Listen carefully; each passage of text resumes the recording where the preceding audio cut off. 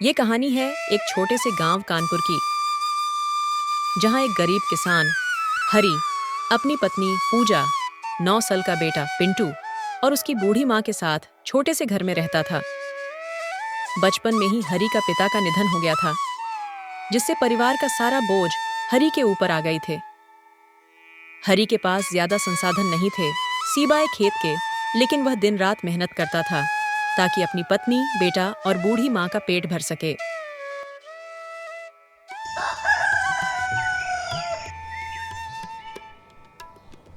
और एक सुबह हरी का माँ का अचानक तबीयत खराब हो जाती है।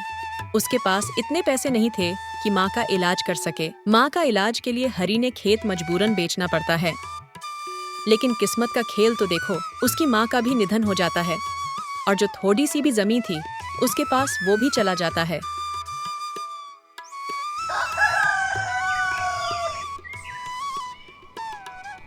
हरी और हरी का परिवार का जीवन पूरी तरह से कठिन चल रहा था, इसलिए दोनों मजदूरी करके जैसे तैसे आपने गुजारा कर रहे थे। हरी जमींदार के खेतों में दिन भर काम करता है और उधर पूजा लखन सेठ के मेन सर सफाई के काम करती थी। सुनो जी, सर्दी बहुत नजीक आ रही है, हमारे पास कुछ भी नहीं है पहनने के लिए। हाँ पूजा, तुम ठीक कहती हो, मुझे कुछ करना होगा। आखिरकार सर्दी आ चुकी थी। पहले इतनी ठंड नहीं होता था, लेकिन इस बार तापमान -1 डिग्री हो गया था, जिससे ठंड बहुत बढ़ गया था। इस वजह से कानपुर गांव के लोग ठंड से बहुत डरा हुआ था। दिन हो या रात, लोग ठंड के कारण डरे हुए थे।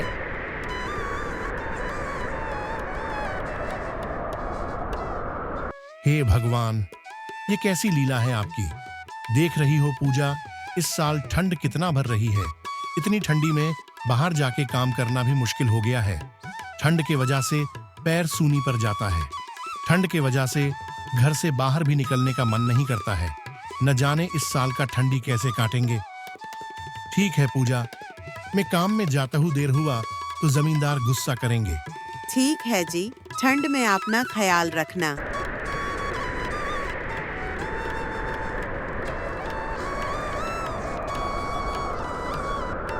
ठीक है बेटा, तेरे पापा भी काम में चला गया, अब मैं भी काम में जाती हूँ। तुम बाहर मत निकलना, बाहर बहुत ठंड है और मैंने खाना बनाकर रख दिया है, टाइम में खा लेना। ठीक है माँ, मैं खा लूंगा, आप बस टाइम में घर आ जाना। इतना बोलकर पूजा काम पर निकल पड़ती है, लेकिन बाहर बहुत ज्यादा ठंड था। कुछ देर बाद पूजा सेठ के घर में पहुंच जाती है। सेठ का व्यवहार बेहद कठोर था। वो आग के पास बैठकर अपने सारे नौकरों पर चिल्ला रहा था। तभी उसकी नजर पूजा पर पड़ता है और वो उसके ऊपर गाली करते हुए, अरे पूजा, तुम इतनी देर क्यों करती हो? मेरे लोगों को तो देखो, सुबह के 5 बजे काम पर आ जाता है। लगता है कि तुम्हें काम की कीमत नहीं समझती हो। माफ करना सेठ जी, आज ठंड के वजह से जल्दी उठ नहीं पाया, लेकिन आप चिंता मत लो, मैं सारे काम जल्दी जल्दी निपटा दूंगी। अच्छा, बातें बनाना तो तुम्हें बहुत आता है। जाओ चुपचाप जल्दी काम करो। अगर आज काम नहीं खत्म हुआ तो तुम्हें काम से निकाल दूंगा। तुम्हारे जैसे कितने हैं काम पर। सेठ के बातों से पूजा को बहुत बुरा लगती है, लेकिन वो कर भी क्या सकती थी। वो उसकी मजबूरी थी।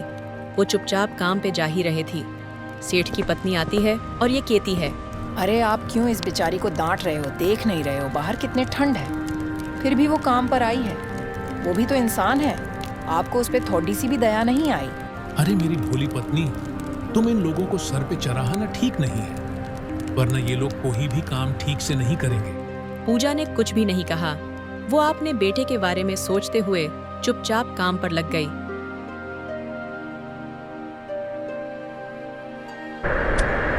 उधर हरी जमींदार के खेत में ठंड के वजह से कांपते हुए मजदूरी कर रहा था। जमींदार अपने खेत में काम कराने के लिए हरी और दूसरे कामदारों को सख्त निगरानी में रखता था। अरे ओए हरी, ठंड के बहाने सुस्ताने की कोई जरूरत नहीं है। तुम लोग काम करते हो अधूरा और पैसा चाहे पूरा।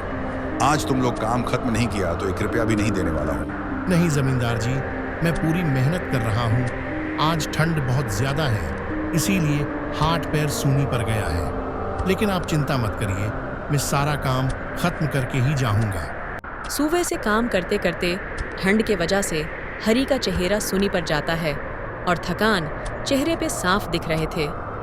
लेकिन उसे अपने पत्नी और बेटे के बहुत फिक्र थी, इसीलिए वो इतनी ठंड में भी जीत और मेहनत कर रहा था।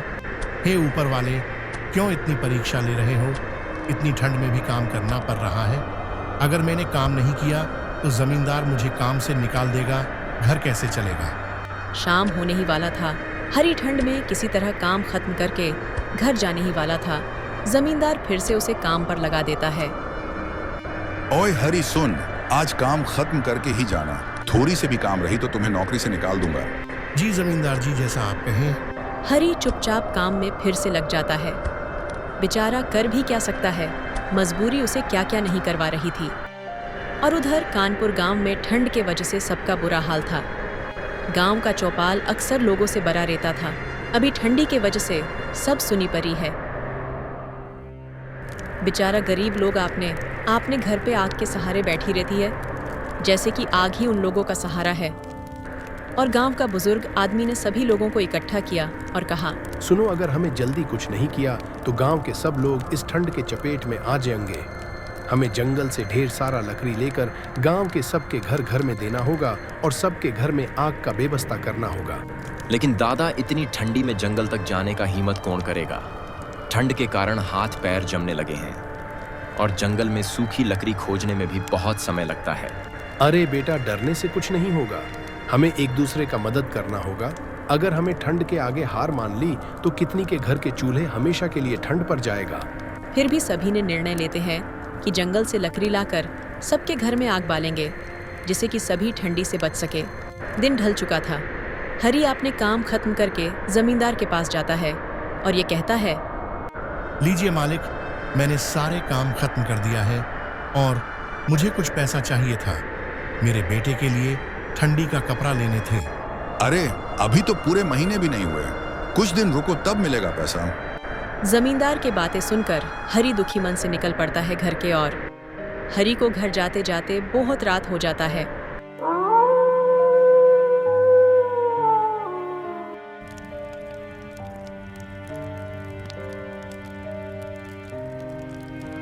आ गए आप, इतनी देर क्यों कर दी? अरे क्या बताऊं, जमींदार जी ने रोक लिया था और पैसा मांगा तो वो भी नहीं दिया। अच्छा ठीक है, इतने ठंड में क्यों खड़े हो? बैठो, हाथ सेक लो। फिर पूजा ने हरी को पिंटू के तबीयत के बारे में बताती है। हरी पिंटू और देखा तो उसके चेहरा सर्दी और बुखार से लाल हो चुका था। इससे हरी चिंता में डूब गया। हे भगवान, यह सर्दी तो अब बर्दाश्त से बाहर हो गई है। घर में अलाव जलाने के लिए लकड़ियां भी नहीं हैं। जमींदार जी ने देर तक रोक लिया, इसीलिए लकड़ी लेकर आने का समय ही नहीं पाया। मैंने सोचा था कि सेठ से कुछ मदद ले लूंगा, लेकिन उन्होंने मुझे गुस्से में ही भगा दिया। उन्होंने मेरी हालत तक भी नहीं देखा। रामधन सेठ और जमींदार जैसों की हमारे तकलीफों से क्या मतलब? उनके घर तो हमेशा गर्म रहता है। हम गरीब लोग ठंड में भी जैसे तैसे पेट पालने की कोशिश करते हैं, लेकिन ये लोग हमें इंसान तक भी नहीं समझते। हरी और पूजा आपस में बातें कर ही रहे थे कि तभी अचानक से पिंटू की तबीयत एकदम से खराब हो जाता है। उसका चेहरा पूरी तरह से लाल हो जाता है। हे भगवान, पिंटू को ये क्या हो गया? ऐ जी देखो ना। पूजा, इसे बहुत तेज बुखार हो गया है। तुम बेटे का ख्याल रखना, मैं अभी वैद्य जी को लेकर आता हूँ। ऐ जी, मुझे बहुत डर लग रहा है। आप वैद्य जी को जल्दी लेकर आना और उनके घर से थोड़ी लकड़ी भी लेकर आना। आधी रात के समय हो चुका था।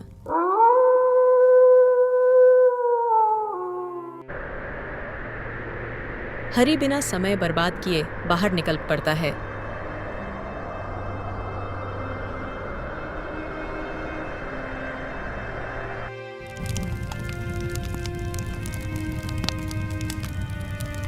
तेरे पापा वैद्य जी को लाते होंगे, तुम टेंशन मत लो बेटा।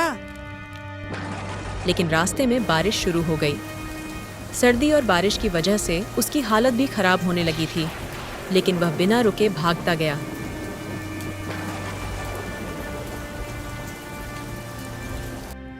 उधर पूजा की दिल पिंटू के ओर देखकर बहुत ज्यादा डरा हुआ था और पिंटू की आंखें धीरे धीरे बंद हो रहा था और उसके शरीर ठंड पर रहा था। हरी जब वैद्य जी के घर पहुंचा तो उसकी किस्मत फिर से उसे धोखा दे गई। वैद्य जी उस वक्त घर पर नहीं थे। हरी बहुत घबराया हुआ था और भागते हुए घर की ओर लौटने लगा।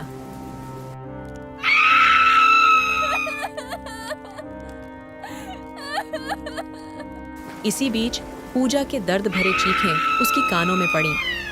वह समझ गया कि अब कुछ गलत हो रहा है और उसने और भी तेजी से दौड़ना शुरू कर दिया। हे भगवान, पूजा क्यों चिल्ला रही है? कुछ तो गड़बड़ है, मुझे जल्दी पहुंचना होगा। जब हरी घर पहुंचा तो उसने जो देखा वह उसके दिल को चीर देने वाला था। पूजा, यह क्या हुआ? पिंटू को क्या हो गया? उसकी आंखें क्यों बंद हैं? भगवान ने हमसे हमारी बच्ची छीन ली हरी।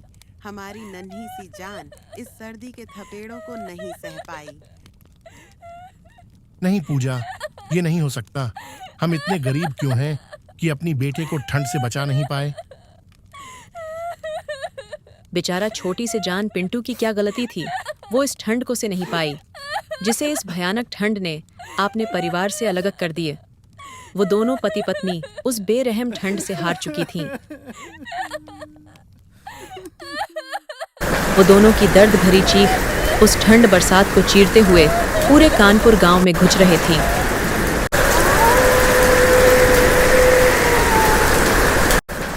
उस रात की ठंड बहुत भयानक थी, जो अच्छे खासे की भी जान ले सकते थे। उस रात की ठंडी ने उन दोनों के दिलों को तोड़ दिया था। सर्दी ने उन्हें उनकी सबसे बड़ी खुशी अपनी बेटे से छीन लिया था। वे दोनों पूरे गांव के सामने अपने दुखों का शोक मना रहे थे, लेकिन अब कुछ भी नहीं किया जा सकता था।